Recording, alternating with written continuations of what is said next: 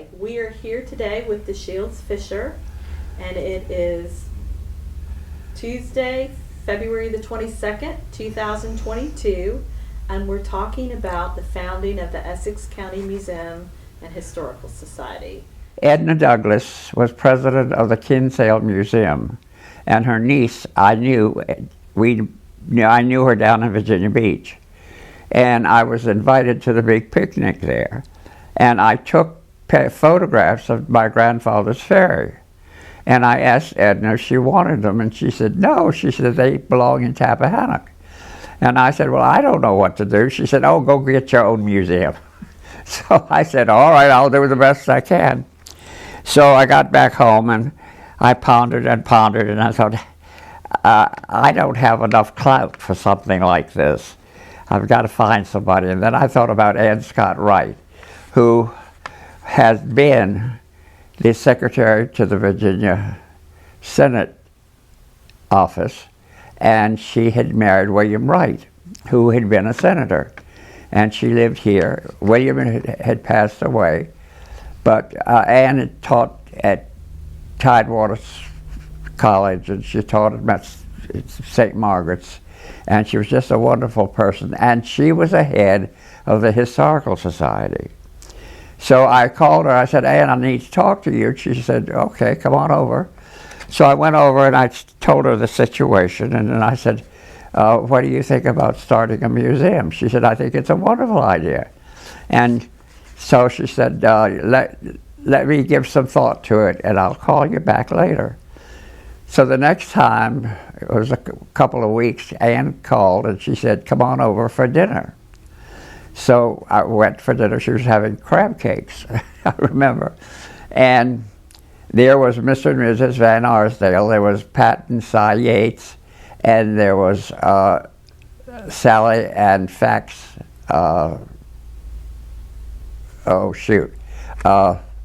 Settle. And I was there. And Ann approached the subject of a museum, and we talked about it, and then she said, I think what I will do is I'll call a meeting at the Women's Club, and I'll call the historical folks to come there. So she called the first meeting, and the historical ladies and men were there, and it was a very nice meeting, and they discussed the feasibility of having a museum. And finally, she thought about it. She said, I'm going to have the next meeting here in a couple of weeks. I got to do some homework. So we had the second meeting, and Alec Dillard was there. And she told Alec, she said, now look, Alec, to draw up these bylaws for this museum and make it as liberal as you possibly can. They can do anything. And he said, all right. And so then they discussed the board, and then they chose the board members. And to my surprise, Ann said, there's only one person here who could be the president, and it's DeShields. And I thought, oh my Lord. So anyway, I said, well, all right, I'll do the best I can. And in the meantime, Ann passed away, which was very sorry. I was very sorry about that. Anyway, we didn't have a penny in our pockets, and the board consisted of the folks I told you, and we first said we've got to find a location. So we looked, and we found that the Pascalupi Meat Market was empty right there on Prince Street, and so we decided that was a good location. So we made arrangements to rent it, and it was $200 a month. And for the first couple of months, we didn't have the rent money. We had to dig into our pockets, which was all right. And then we were finally getting the museum together, and we decided we wanted panels that we could put on the wall. They were about 3 inches deep, and they were across about 3 feet and about 6 feet down. And it had a consistency. You could put tacks and everything in it, and we painted them blue, the woodwork blue. And previously we had painted the meat market white. And so things were going along, and Don Mayhew had the cases, that great big case, from the little jewelry store in Tappahannock. And then there was another case, a smaller one, and he sold it to us for a nominal fee. And that was our two cases. And we started coming up with things, and Judy Van Arsdale and I just were the people who were doing the exhibits, so we discussed it, and I said, well, why don't we do the first one is George Washington slept here. And I said he slept all over town. And I said, I'll call Mount Vernon and speak to the people there and see how much help they could give us. And so they gave us the help. The routes, he would come down. And he left his spurs at the Brokenba house. And I said, Judy said, it's a shame that they sent him to Mount Vernon. Anyway, the next move we had was they built a little ramp because for the 3 steps to get up to the museum, and I called Verizon and made arrangements that we could have incoming calls but no outgoing calls, and it was a minimal amount of money. Any place where we could save money, we'd do it. And then I got word about the 6 showcases up at Corrette, the store which was not in existence anymore. So I went up to Corrette and talked to the lady, and she said she would sell them. Some of them were in pretty bad shape. The glass was broken and things like that. So I went back and told the board, and they said, well, why don't we make you could have a case in memorial and for $100. And she said, that's how we can raise the money. And I said, yeah, that'll work. So we did that, and actually we paid less than $100 per case. Fact Settle restored those cases with the broken glass, the woodwork on them. They were really very fine. And everything was buzzing along nicely, and winter came along, and we had some electric heaters in there, but we only were open on Saturday because not many people would come, and we wanted to save money. And then we were there for, I think, 4 years. And in the meantime, we had collected things, and Mr. Gaddy, had a collection of the war of colonial, the war, and he lent those to us. We got a lot of things on loan, and so Judy would go to auctions, and anything she thought was something from Tappahannock or Essex, she'd buy it and donate it to the museum. Anyway, that's how we were building up our exhibits. The next exhibit was Mr. Gaddy did a exhibit on the mills of Essex County, and that was interesting. And then Judy and I got our heads together, and I said, let's do one on the DuPonts, because they did so much for the town.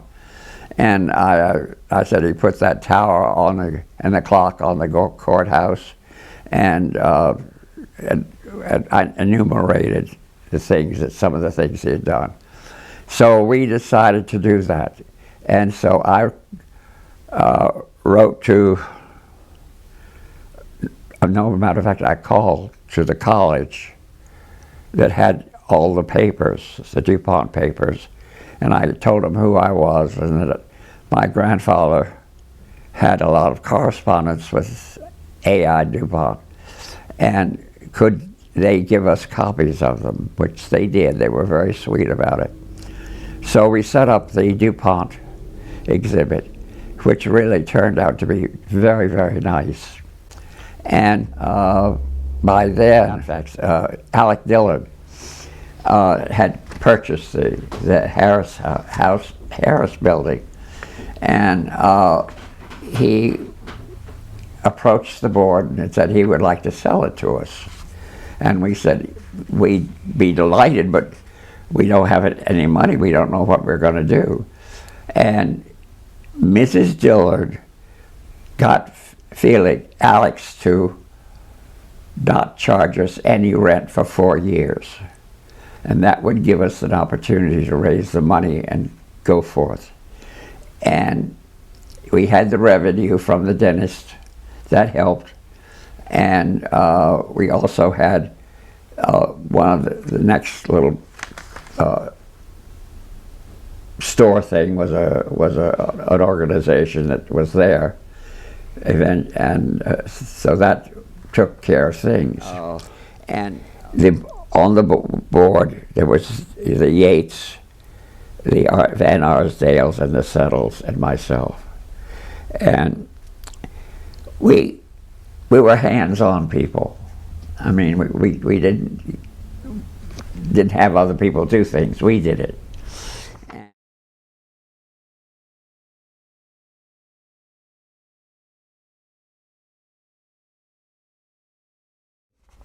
And then we moved into the new building where it is presently now. And we had the new cases, or the restored cases, and it turned out to be a very nice and attractive situation. And at that point, Sally Settle started the quarterly. The timekeeper. Yes, she wrote that quarterly, and then we decided to raise money by the cookbook. So we did the cookbook, and Sally was in charge of checking that and make sure everything was all right. And the cookbook was a real hit. People loved it. And incidentally, I got 2 to give to my cousins the other day, and I was going through it, and I was appalled by the number of people who had recipes that were gone. It was really very sad. The board decided they wanted the museum to be museum friendly. We didn't want to be in a situation where we would do an exhibit and hope people would come to see it. We were going to do things to encourage people to come. The first thing we did was Judy Van Arsdale, she was a teacher, we did a thing of 52 little blurbs, the radio, and things like, did you know that George Washington slept in Tappahannock, by the courtesy of the Essex Museum? And we did one every week.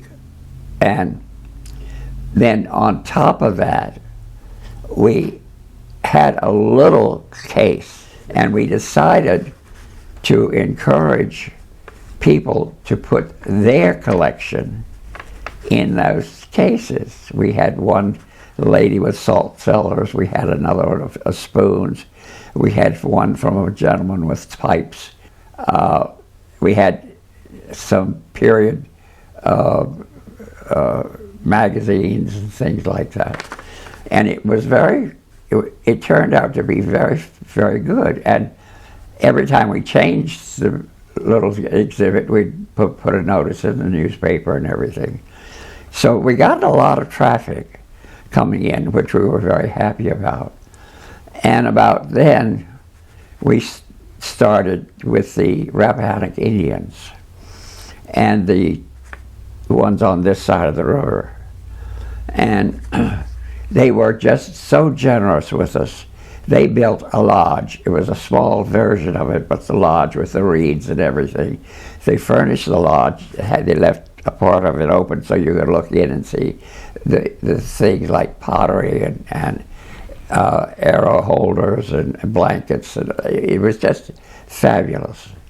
And we had that. And they then had an exhibit of clothes and all kinds of things. And in addition to that, they developed a children's program, and once a week they would have little children come, and they would story tell. They would tell them how to beat the drums and how to dance, and they had a great big bear rug and the children would sit on, and it was very, very good. It was so. At that point, something was going on with the museum every minute. We were very busy. We hired David part-time. Then the next thing Judy and I did, we did the bounty of the river. And we had actually skiff in the museum, and we had, that's when we got the oyster tongs that were donated to us, and several other things. And we got the information from Saunders Wharf that was turned over to us, and it was really a interesting thing, because some people, I'd never seen one. It was a minnow jar that, you know, they would keep minnows in and things, and we borrowed that and so forth and so on. And that was a very successful exhibit. And the next one was Lowry's let us borrow all of their little boats, the model boats, and we had those for another exhibit. We decided to have a large board. We tried that because we needed the workers. That didn't work. And then Judy and I, the last exhibit we were working on was all the churches, and they were cut out. And then David took it over, and he finished it. Fort Lowry was done by Balderson, Mr. Balderson. He was part of the Civil War organization. He did that little thing of the Fort Lowry. One of the things we did a garden party, and it was done at the Van Arsdales. They had a big deck overlooking on the river, and we catered it, and we had a theme, and one of the themes was a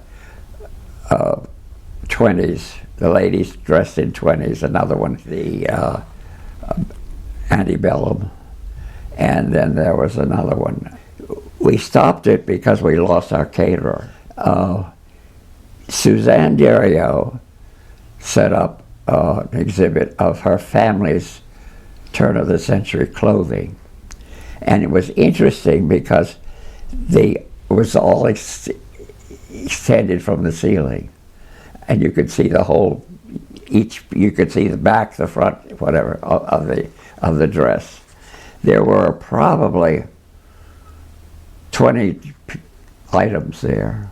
And the one thing I must say is, when you need to know something, go ask Suzanne. She has been a wonderful help on things. There were two exhibits we wanted to do. And one was the exhibit on the wharfs on the river. Mm-hmm. One of the wharfs has a hotel on it. Another one has a store. And we wanted to do one on walls. We never got to it and the other one, which was that very few people know about it, was in the period of the 20s. FDR had a program that people would go out through the county and identify buildings. They could be a barn, it could be a house, it could be whatever. And the lady, they were ladies, would write them up. They would go inside the building, see the paneling, and all of that has been documented. And it's probably in the archives. And we were going to write to them and ask them could they give us copies of them, but we never got to that. We paid a lot of attention to the black folks. Mm-hmm. The museum did. The Gaines family. Ernest Gaines' father, the black family, was the first black man on the town council. And they had a business here. And then Ernest, when his parents died, and he came back after the war, he developed his station, and when he passed away, we got a lot of pictures and a lot of things from him. And there really should be an exhibit on the Gaines. There is some material there, but it's not as thorough as it might be. But by and large, that's how the museum got going. We worked a lot individually. The very beginning, we were digging into our pockets to pay for the rent and to pay the electric bill and things like that. And Mrs. Dillard passed away, and but she was like an angel as far as we were concerned, because she made it possible for us to get that building.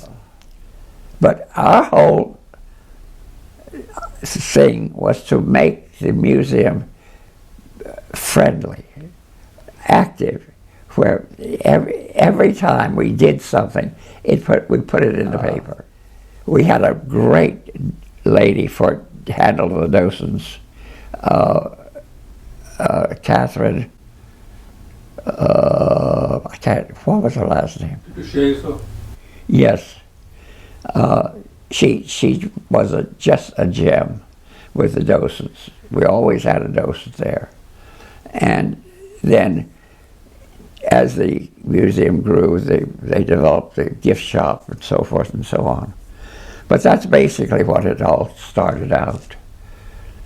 And that sort of brings you up to here, I guess. So interesting. Oh, and one of the funny things, that rug that's in the museum, that great big rug, Judy bought that at a auction, and there was a section of it that lost its color. And I went in the museum one day, and she was down on her hands and knees with markers filling in the color. You look at it, you never know it was damaged. We would think of all kinds of little things to get the public into the museum. I think it must have been Christmas time. We had the people from the First Baptist Church, their choir, came in the museum and did carols for us. Sally Suttle came up with the thing on a Saturday to have a coffee hour.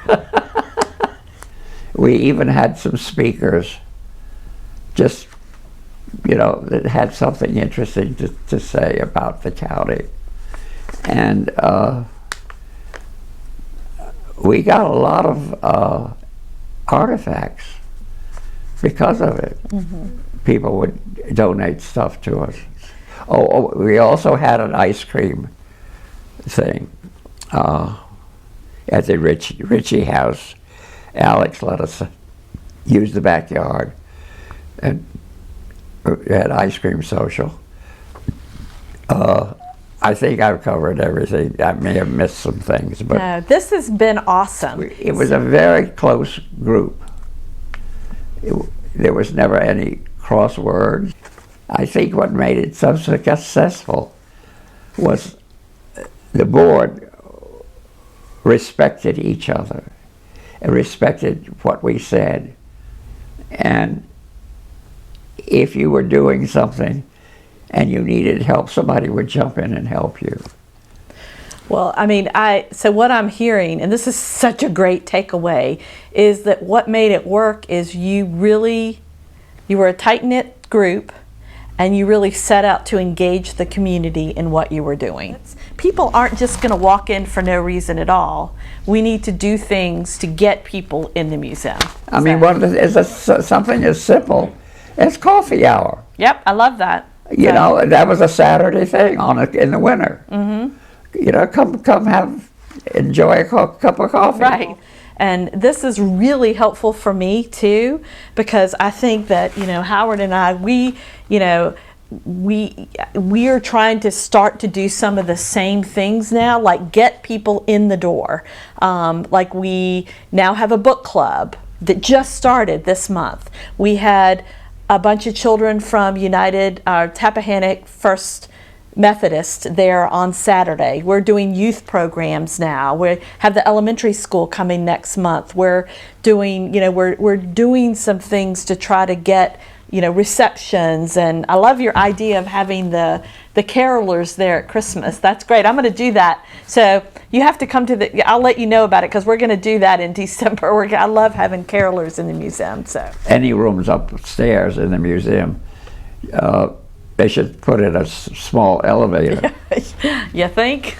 As someone who runs up and down those steps about 12 times a day, yeah, I'm with you. They're killers.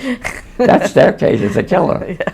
And have just a small elevator that would take 2 or 3 people. Right, yeah. And it's very easy because under the floor, the second floor, there's a closet. Right. And the closet, you could build a tower that goes up to the window. Right. It's very simple. Not extremely expensive, I'm sure. Right. So I'm just curious, when was the last time you were in the museum? I think it's about a year or so. Okay. Yeah. I would love for you to come over one day, just to, if it were, when I'm there too, just to, so just something to keep in mind, and I'll follow up with you. I've got to tell you, I cherish the time I spent with him, with that board. They were the sweetest people and the dearest people. Of that original group, is anybody else still here? Of the original group that you're talking about, the board, the original board? That's sad, because I would love to meet some of them too.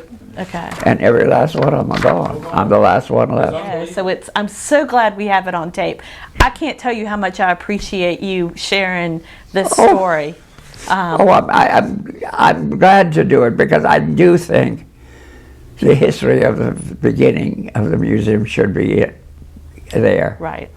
And I'm the only one that can do it. Yes. Unfortunately, or fortunately, whichever. Well, I think what we're going to try.